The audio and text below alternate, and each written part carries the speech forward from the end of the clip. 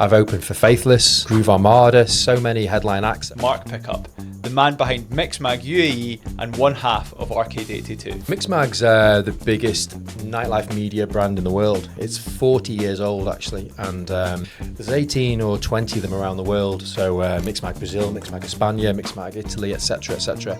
And we have the license for MixMag UAE, focusing on the amazing nightlife scene here in the Emirates. And I was stood in the DJ booth looking around, and the Burj doing its light show, and I was looking at the Jumeirah Beach Hotel lit up, and just out at sea in the warm air blowing on me, playing tunes on a really sick sound system, a Function One sound system in there, and just people enjoying life. And I was like, wow, this is fantastic. Right, I said to my wife, well, my girlfriend at the time, she's now my wife, we've got to move to Dubai. And she's like, where's Dubai? Literally moved out here 3 months before the financial crash. So it's 2008, so literally we just paid our rent up from 4 weeks later.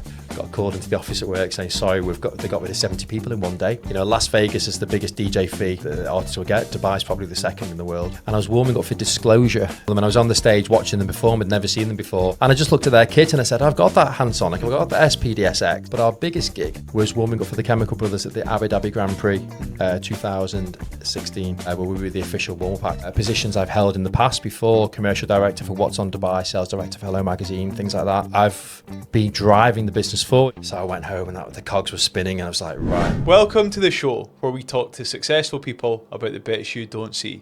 Today, we're talking to Mark Pickup, the man behind MixMag UAE and one half of Arcade 82. Mark, how are you doing? I'm very well, yourself? I'm great. Thank you for coming along just round the corner. You obviously live in the same area as me. Nearest podcast I've ever done. Yeah, very high. There's no studios out here other than this, obviously. So yeah, thank you for coming along. Looking forward to hearing your story. So yeah, tell me, what is your story? My name is Mark Pickup. I'm the managing director of MixMag UAE. We launched the business in Dubai 8 months ago in January 2025. I've got a long history with the nightlife scene here in Dubai and media as well, 25 years in media. So I've always worked in media, where media and nightlife hospitality meet is where you would always find me in the past. So, but this time round, I'm the partner in the business. So my business partners and I launched MixMag in January this year. It's been very well received so far. And, we're servicing a very buoyant UAE nightlife scene right now. Nice. So tell me a little bit more about that. What is MixMag? So MixMag's the biggest nightlife media brand in the world. It's 40 years old actually, and there's 18 or 20 of them around the world. So MixMag Brazil, MixMag España, MixMag Italy, etc., etc. And we have the license for MixMag UAE, focusing on the amazing nightlife scene here in the Emirates. Nice. And you're a DJ as well? I certainly am. Tell me a bit about that. I've been DJ for over 25 years now. I've got a record label, Hot Gorilla Records, that I A&R and run with a friend of mine, Andy Buchan. I've been producer for over 10 years now. I've got a live act called Arcade 82, where we do a live show of all our own music, all like melodic deep house kind of vibes. Guy on the left sings all our own tracks, the vocals, and I DJ our tracks, and I play electric drums and synthesizers and sampling pads over the top of the decks. That's cool. So we do a bit of a live show. That's Arcade 82. Nice. We've had over 30 releases released on like Sam Divine's label, Divine Sounds, Tool Room, King Street Records, Trax, Chicago, to name a very, very small few. Nice. So yeah, very much looking for the season to start up again. Good. Right, we're going to dig into more of all of that soon, because you're really interested in the DJ scene here and more about MixMag. But before that, let's go back as far as we can to your youth, your childhood. You know, what's got you to here? Go as far back as you want. From a music perspective, my dad used to play drums in the band, the Mersey Beats in the 60s. So there's always been a drum kit in our house. And then I was about 13, 14, I think, when I got my first drum kit. So, and I still play drums today in Arcade 82, like I just said. Not an actual drum kit, electric, like a rack of electric drums, that is. But music's always been in our house. So, so since I've been playing drums, and then bands in school, bands in college, things like that. Yeah. And then when I started going out boozing, drinking, partying, and then obviously it naturally progressed to nightclubs, Cream in Liverpool especially. And that's when I started to get into DJing from that point on. After parties, playing on vinyls, things like that. Yeah. And I never looked back. Nice. So what about school? What was school like? So I enjoyed school. I had a good school. I enjoyed school. Good. Yeah, it was a good times. Yeah, I was a musician mainly through school. That was my thing. I was into heavy rock at the time, so Right. so I a bit used to of play a drum. change. Yeah, it was. But I think everyone has to go through that stage at some point. So yeah, playing drums in bands was mainly a thing I did at school. But weekends was definitely jamming and stuff like that. Nice. So yeah, tell me more about MixMag. Go a bit more in depth. Like what is MixMag? What's happening with it? What happens on a day-to-day basis? Blah blah blah. Well, we're creating a platform. We have created a platform, on Instagram and obviously on our website, talking about the amazing things that happen here in the UAE from a nightlife perspective. Not just the international DJs that come to town. That's what people think we focus on, but we actually also focus on this great abundance of local DJs that represent the scene here as well. They're the spine really of the Dubai nightlife scene, and there's so many great artists here, and we want to give them a platform to showcase themselves on it, because there's so many of them here and such good talent, and we need to give them a voice so they can grow, and hopefully if we've helped them grow, then it's a great achievement also. So it's not just about clubs and headline DJs, it's also about the local DJ scene. And we have great features in I say the magazine because we still do a monthly digital magazine, Right. even though we're a fully digital product now. But we wanted to keep the ethos of mag in MixMag, because decades ago MixMag was a magazine that you used to pick up to see what to do this month across the nightlife scene in the UK, for example. So we do features like local legend. We interview there has to be a credibility level, of course, because there's so many local DJs. But as long as you tick the boxes and they're doing good stuff, they're making lots of noise, they're releasing tracks, they're playing the good venues, then we'll certainly write about them and help them grow. And we have a really good feature we've just started, which is all about local music coming out of the UAE. So it's the UAE based producers making tracks, and we pick 5 every 2 weeks to talk about. So we have the picture of the artist, we have the track playing, and it's just a social post and an article on our website that we're doing twice a month now, because you blink and you miss it. I've been making music for over 10 years, and it takes a lot of time to make a track. So people are making music, but it doesn't necessarily have no one knows about it really, apart from when they do the odd social post. But now we can talk about that on a regular basis, which is something nobody else is doing in the region or has ever done. So we want to have a focus on that. Nice. Now, in just about every field, it seems like the best people are coming here. Finance and real estate and whatever. It seems like we seem to be importing the best people in the world into the UAE. Is that the same with music? Yeah, I would definitely agree with that. I think in every field, this is my second stint back in Dubai. I've done 10 years here previously till 2018. And when I came back, I definitely saw the difference in a lot of fields, from a media perspective and certainly a local DJ perspective. And I think it's just, as Dubai's evolved, it's got more popular. And, I even hear stories, people trying to get jobs that are so well qualified for them, and they're struggling 6-7 months trying to find work. Even when I moved here, that wasn't the case. I came here 5 years ago, and it was like, oh, you're British, here's a job for 4 times as much as what you get paid at home. 15 years ago, that's exactly what it was for me as well. They were offering you all sorts to come over. When I first moved out here, I was offered the world by this media company to come over here, and then they put you up, and they give you allowance for your furniture and all this stuff. It's just kids at school, blah blah blah. Well, I never had any kids at the time, but yes, those were the perks at the time. But now it's a very, very competitive market. And even when we've done some recruiting this summer as well, and the amount of quality CVs that you are receiving, as opposed to it used to be 20% were okay, 80% were just rubbish. It's actually the other way around now. 3/4 of them are really, really good CVs. Wow. But and you're having to decide, well, how do we pick out of these strong people applying? And I think it just shows the level of caliber of people that are now in the Emirates. So you said about this is your second stint.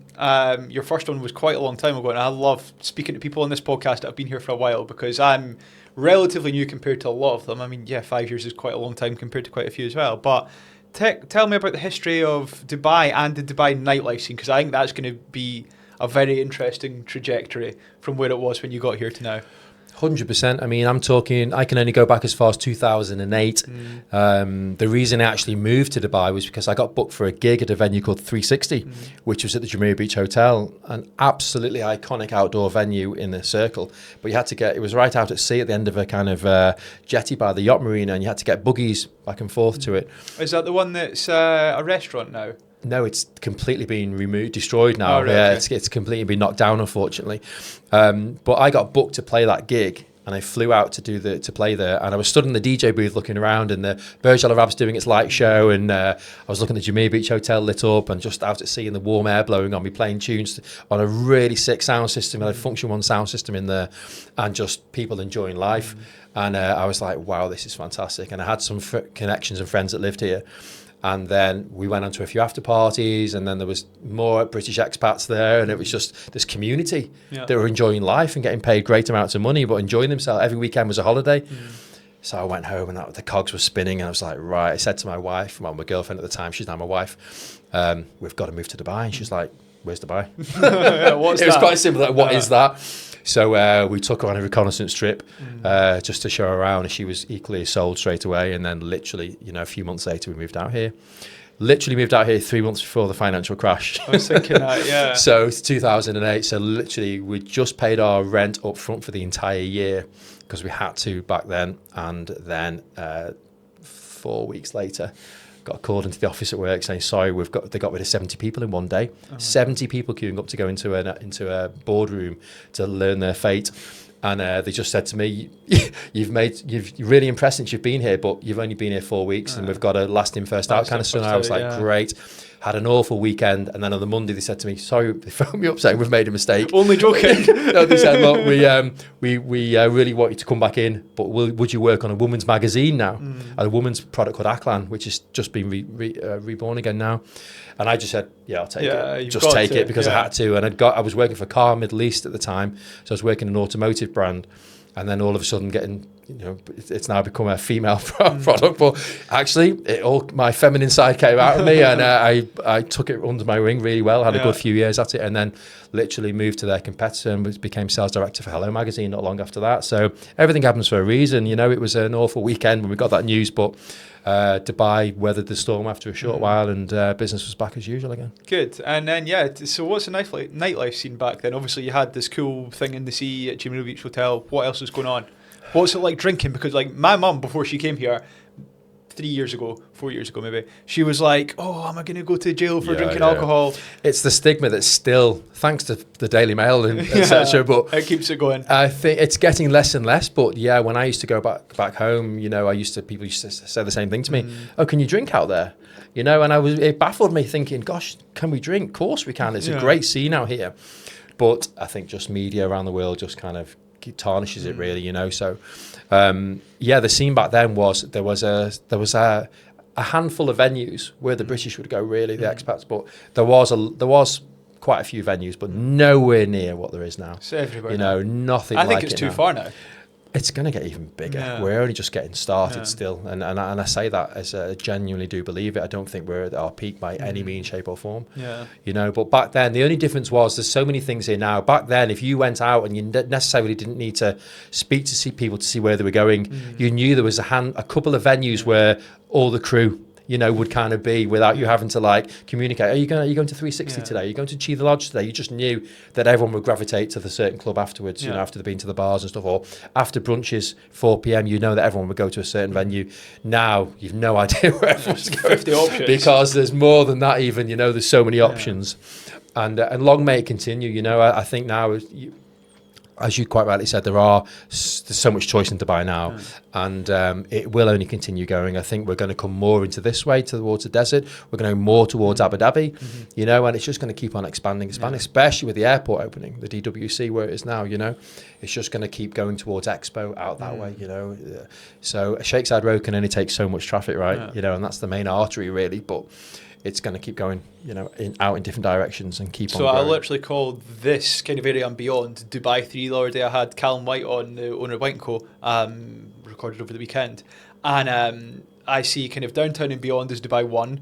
And then Marina and Palm Jumeirah and stuff like that is Dubai 2. And then we've got this whole new, bigger, better on steroids Palm. and the airport, which is going to be the biggest and best in the world. And like with that, everything's just going to shift this way. You've got Expo, you've got all those different places. I think you're going to get just like another level up again out this way, which would make so much sense.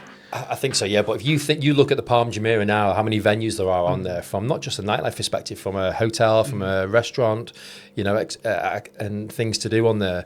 And now we're going to have a Palm which is even, you know, twice, if not three times the size. It's triple the size. So you're going to have you've got to have all that F&B on there to cater for the people that live there, and the hotels that are naturally going to be there. And then you're going to have all that ecosystem on the mainland next to it, which is going to support it. Yeah. It's just going to be massive, you know. So it's, I mean, we're probably 10 years away from it, but it's still going to be, you know, the only way is up for that. Yeah. Know? Now, take me on the journey. So we've had what the nightlife scene was like back then. We've got what it's like now. Take me from there to here. I'd certainly say from an underground cooler perspective, it got to the point where Blue Marlin, I'd say, was in Gantut, which is not, you know, half. I went there on my first holiday. I think it disappeared after that, but I remember going there. That they were special times. They were great times. Not just as a customer going there on the dance floor, but also as an artist playing there. It was you really felt like you weren't in Dubai. Well, you weren't in Dubai. You were half an hour out in Gantut, but it really felt like you weren't in Dubai. And the talent they were booking, international talent, week in, week out in season, and you know, A+ level of artist and just underground vibes.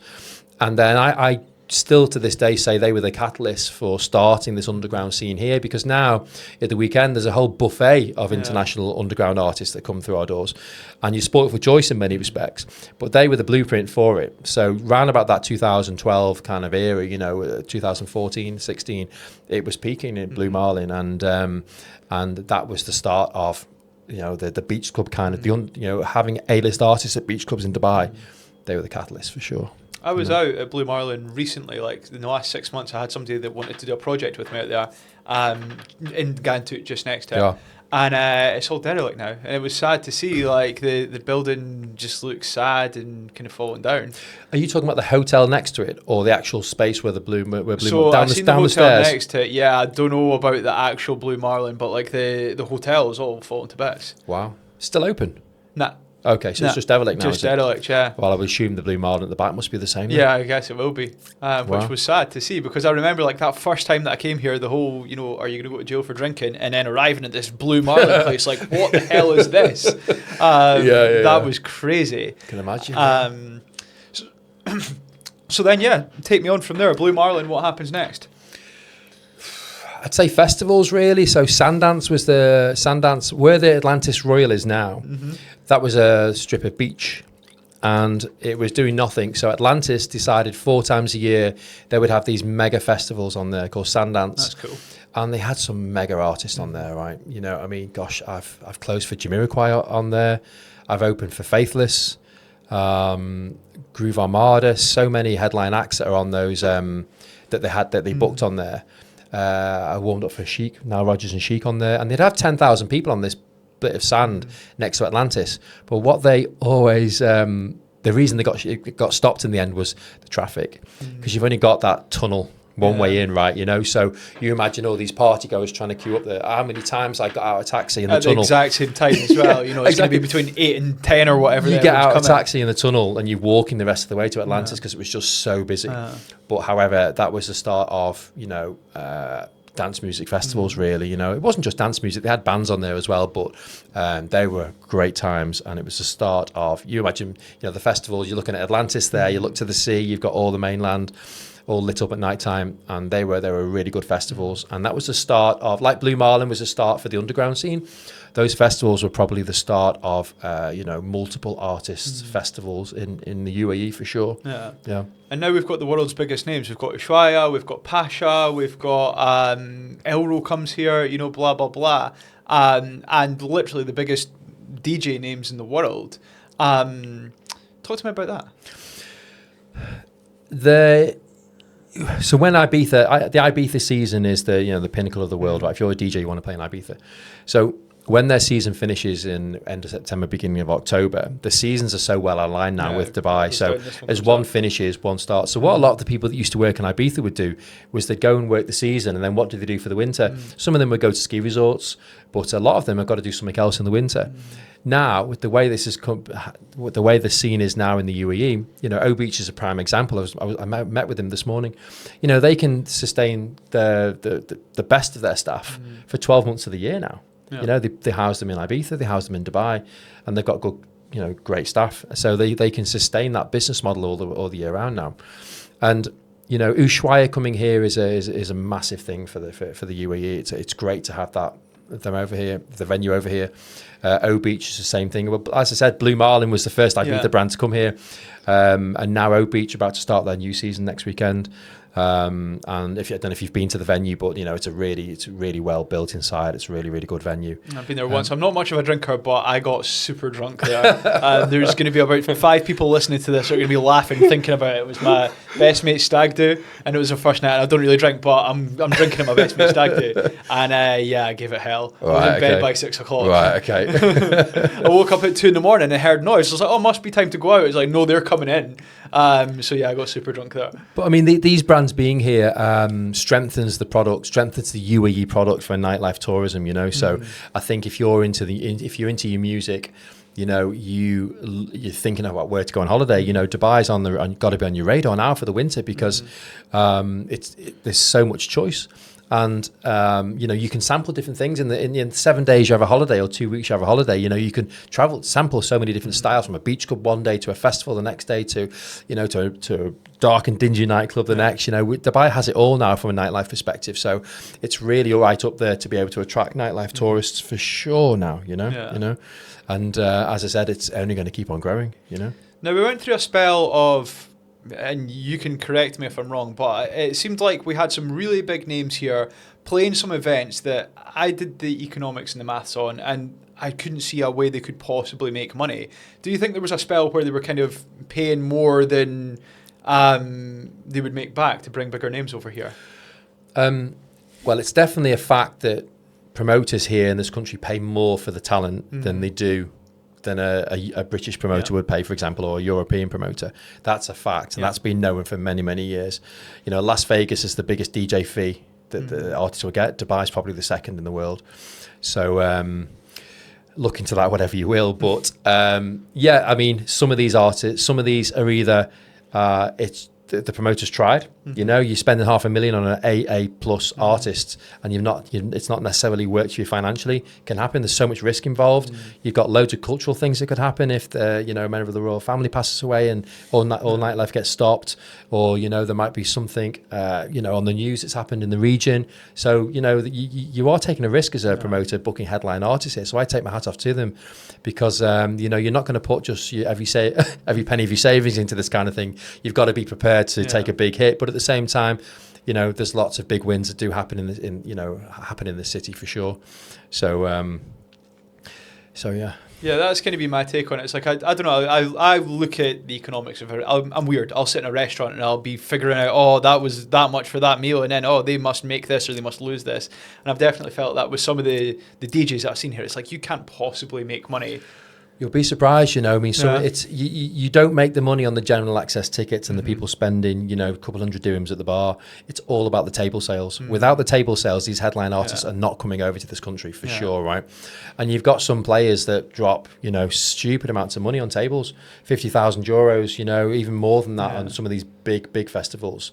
So, if you've got four tables at 50,000 euros, you've got, some other you've got a headline table at maybe 75,000 euros, then you've got the C, D and E class tables, which are probably, 10,000 euros, 5,000 euros. Well, hang on a minute, I'm already on 400,000 euros before I even open the front doors. You know what I mean? So that's the way, it's the table. You can't be looking at the dance floor for that. You've got to be looking at the economics of the tables. And there is some, big mad things on the menu that you sometimes see people spending 100,000 euros on a, bottle thing that's like some fancy thing. And so I guess that's probably where it does start to turn around. Yeah, that's the only way That's the only way these artists are here. And it's not just to buy that, that's pretty much a global thing. You go to Ibiza, you go to High, you go to Ushuaia, Universe, a new one that's opened this year. They're all running on a similar business model.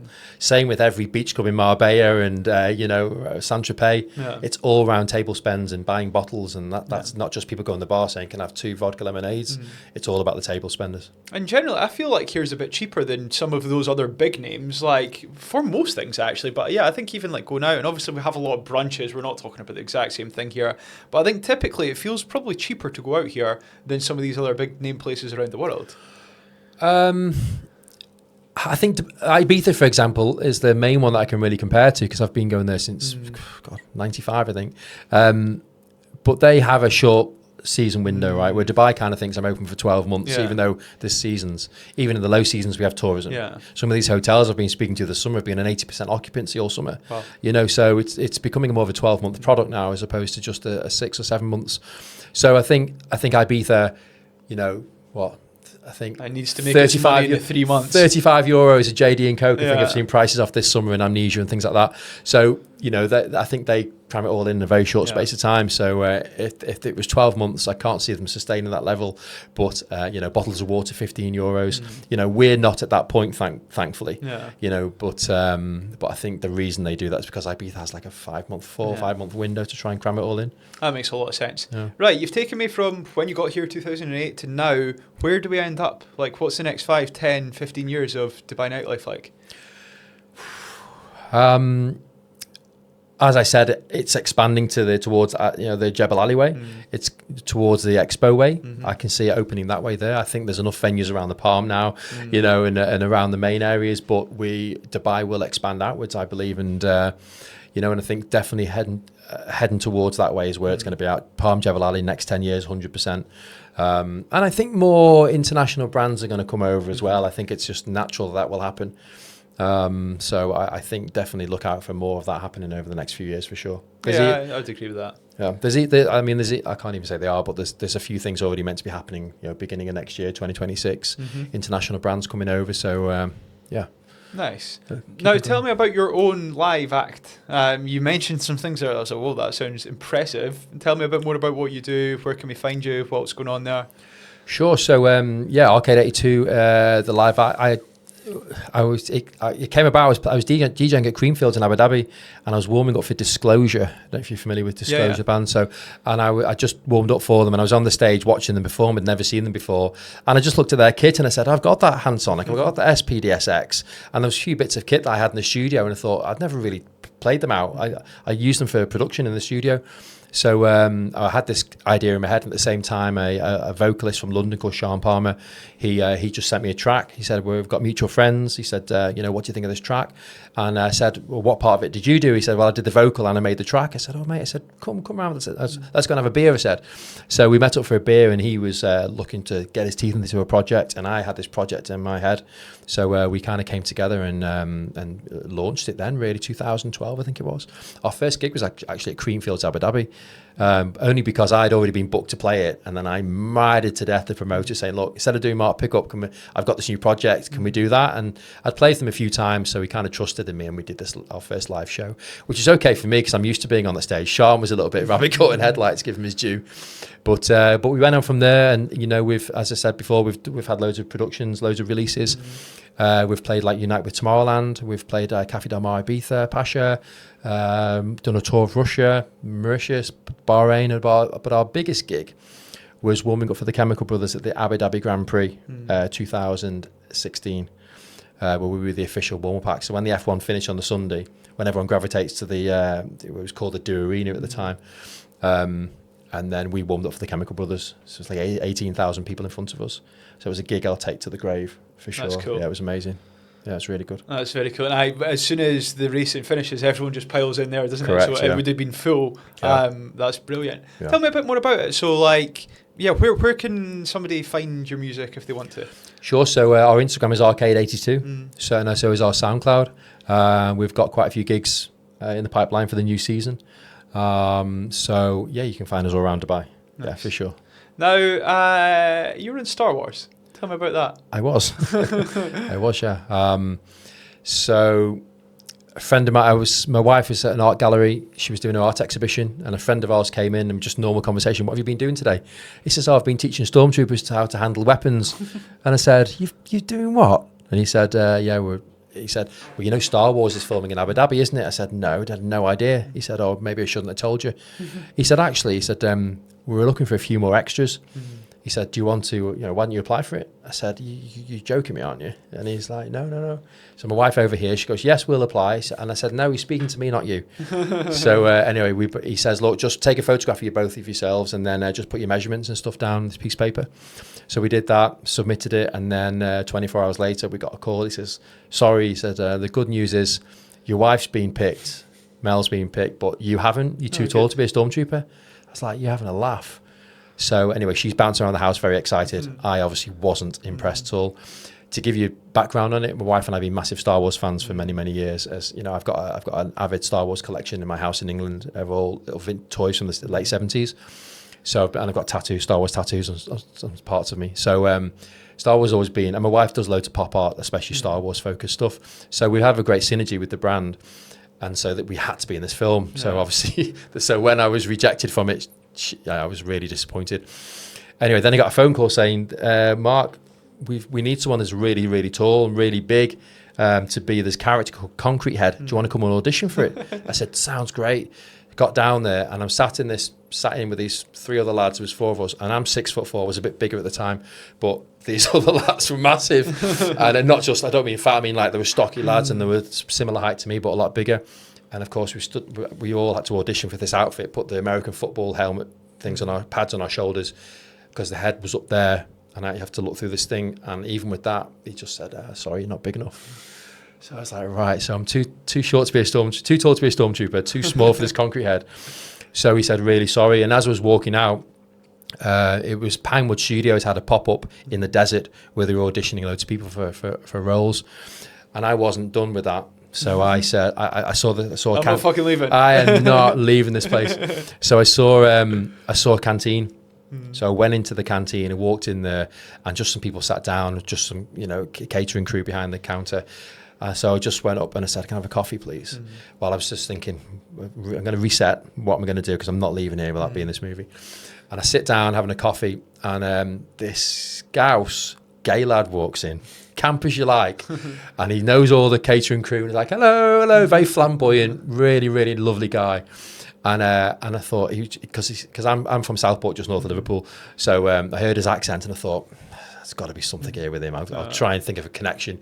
Anyway, he sits down and I go over to him saying, "Mate, can I have some of your sugar, please?" And I put on the best Scouse accent I could. I said, "You got some sugar there, mate?" And he says, "Oh, what department are you working from? I've not met you before." So I just pulled my chair up and I sat right in front of him.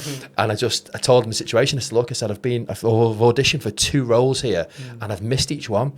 And he says, "Well," I said, "I've really got to get in this movie." I said, "My wife's already in it." I said, "I really need to get in this movie." And then we started talking about gay clubs in Liverpool from the late 90s, right? Because he was talking about, what you're doing over here and all this kind of stuff. I said, "I'm a DJ." We started talking music, nightlife. And then we both used to go to this gay club in Liverpool because the best music was in this gay club, and they're called Garlands at the time. So anyway, we had a bit of a synergy then. And then I said, "Look," I said, "I really can't leave here today unless I've got got a role." He goes, "Come with me. I've got 2 positions left." I think he said 2 or 3 left. Went into this thing and he said, I need a scavenger. I said, "Mate, I'll be the best scavenger you've ever had." So and then I got an outfit, but my outfit for a scavenger, I had a laser gun as well. So he said one of the scavengers got a laser gun. I said, "You can be the second one."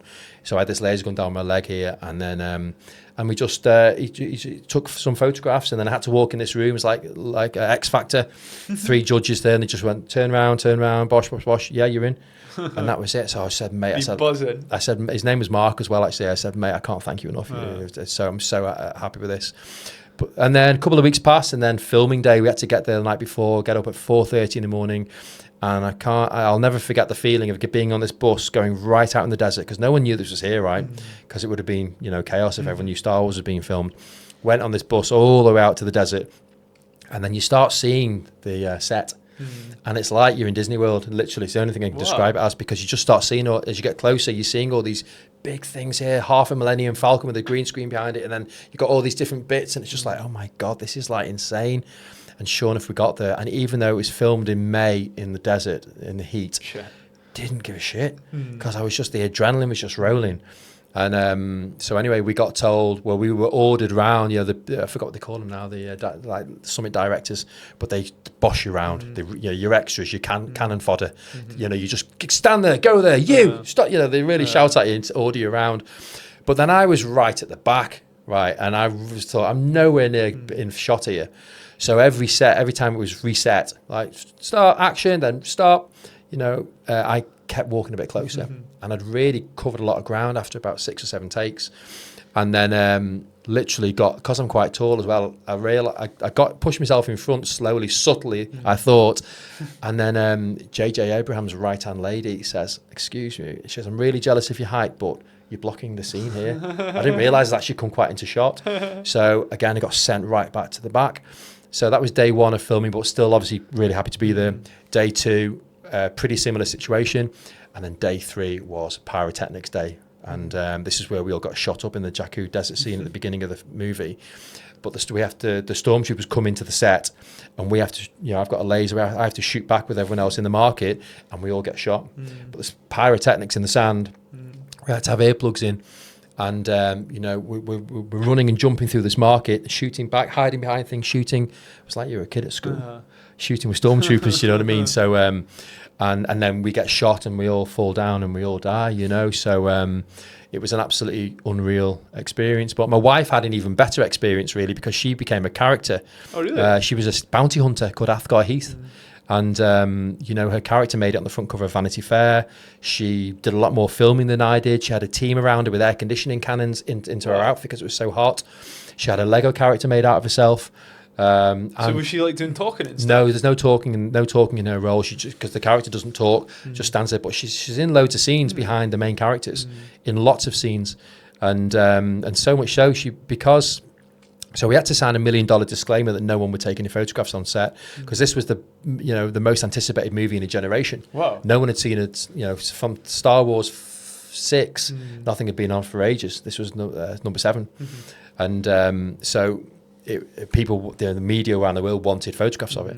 So anyway, someone took a camera onto set. One of the extras took a camera onto set. Sadly, it was on the day that I wasn't. It was on the day where we'd finished, so day 4 or 5. So my wife was still there. This photographer takes a picture of her taking a helmet off.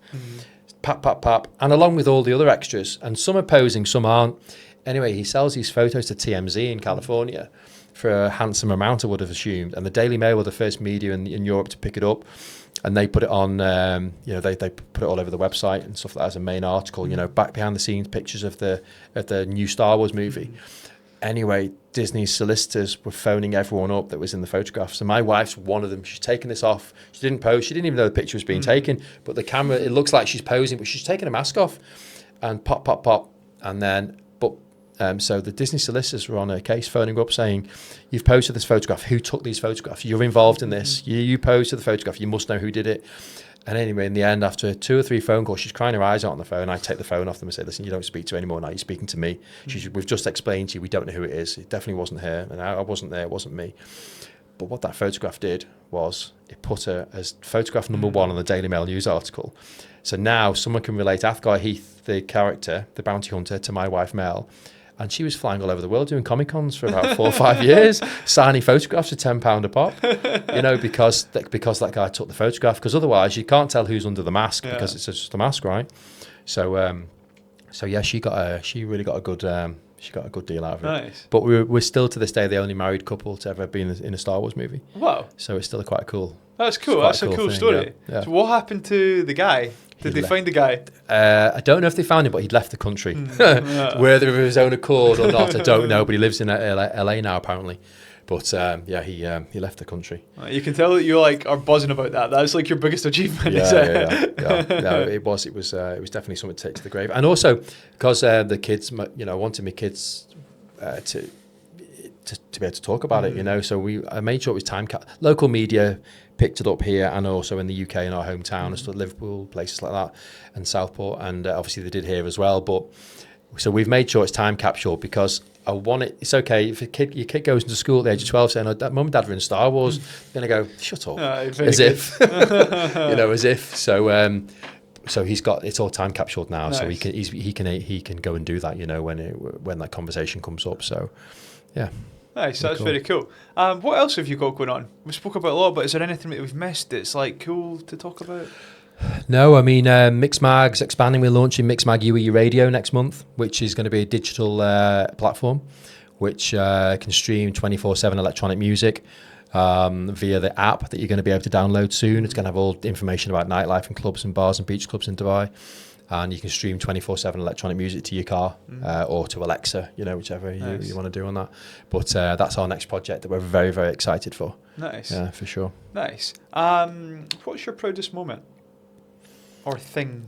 Yeah, I'd say definitely kids being born is there's nothing that tops it for sure. That's definitely that. My son is very sporty, so he's very good at swimming and stuff like that. So he's in the swimming teams at school. So watching him at the side is good. And even when he scored his first goal for football as well, things like that, definitely proudest achievement for me, for sure. Nice. That's from a family perspective. From a music perspective, definitely the gig I told you about before, which was the one at the F1 Abu Dhabi.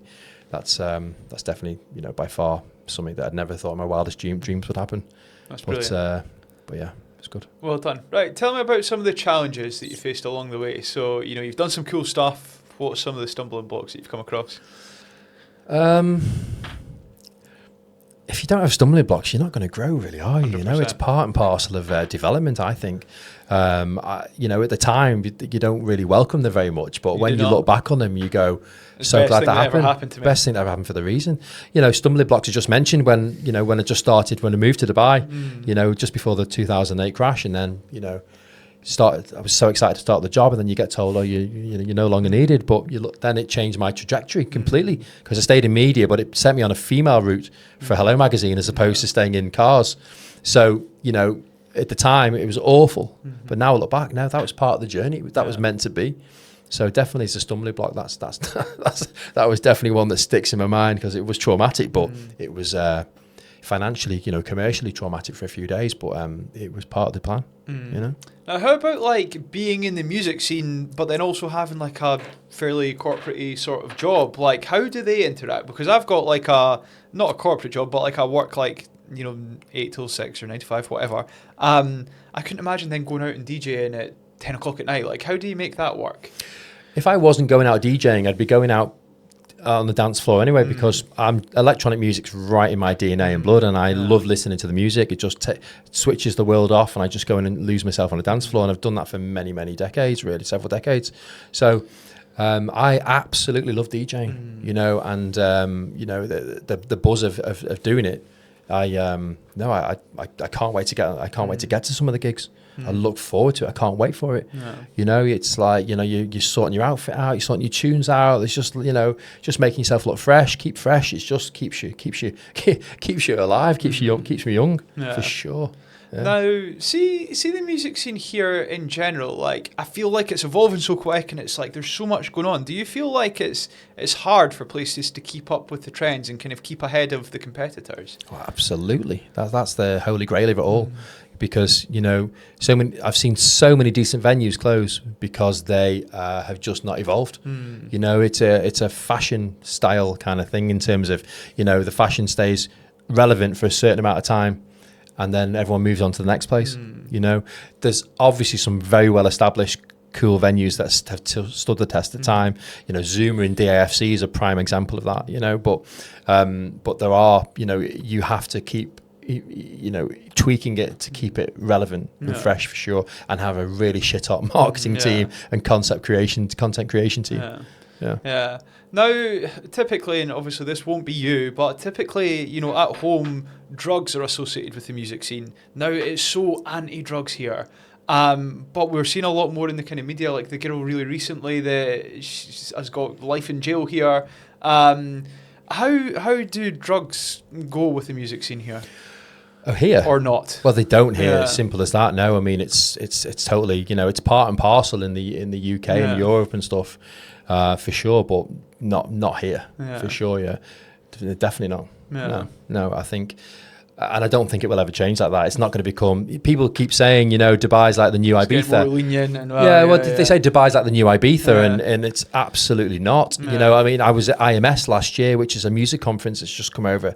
In November last year was the first one, and Pete Tong was being interviewed there, and someone said the same thing to him. They said, you know, is Dubai the new Ibiza?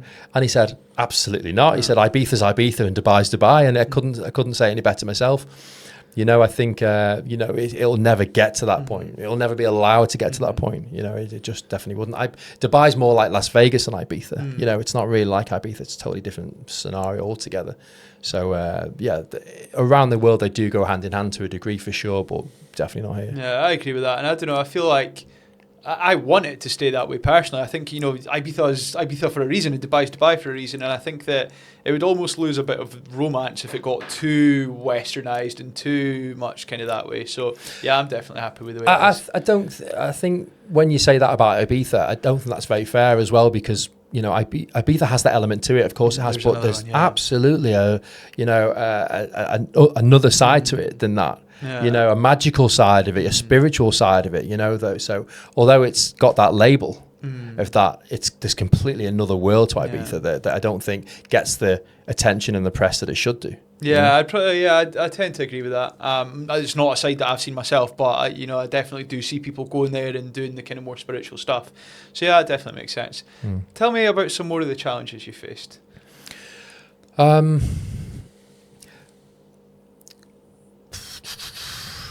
I think launching a business this year is, I wouldn't say I've had challenges from it. It's been every kind of speed bump has been, like I've just said, as part of the journey. Yeah. I think from media positions I've held in the past before, commercial director for What's on Dubai, sales director for Hello Magazine, things like that, I've been driving the business forward, but the business has already been set up.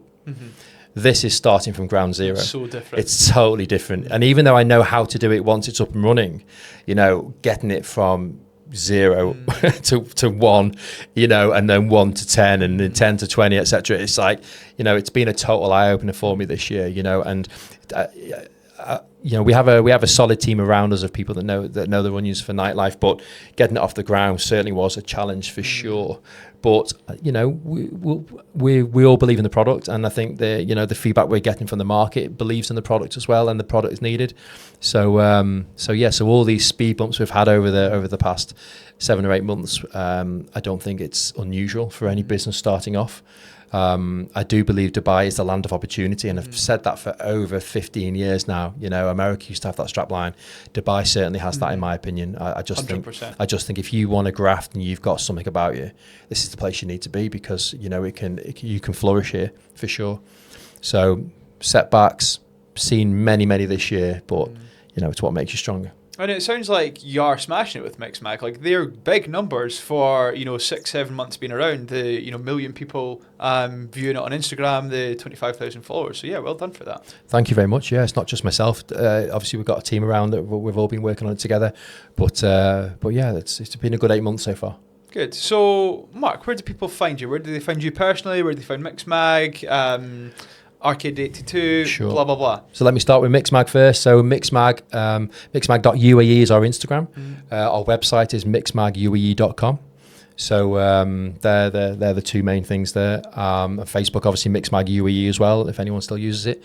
And then for myself, it's Mark_Arcade82 for my personal Instagram, and then Arcade82 for the main one for the band. Nice. Yeah. Mark, thank you very much. It's been great. Listen, thank you very much. Pleasure to be here today, neighbour. Yeah, you can walk home in 5 minutes. Not in this heat, no, but no, I appreciate it. Thanks for having me today. Cheers. Thank you.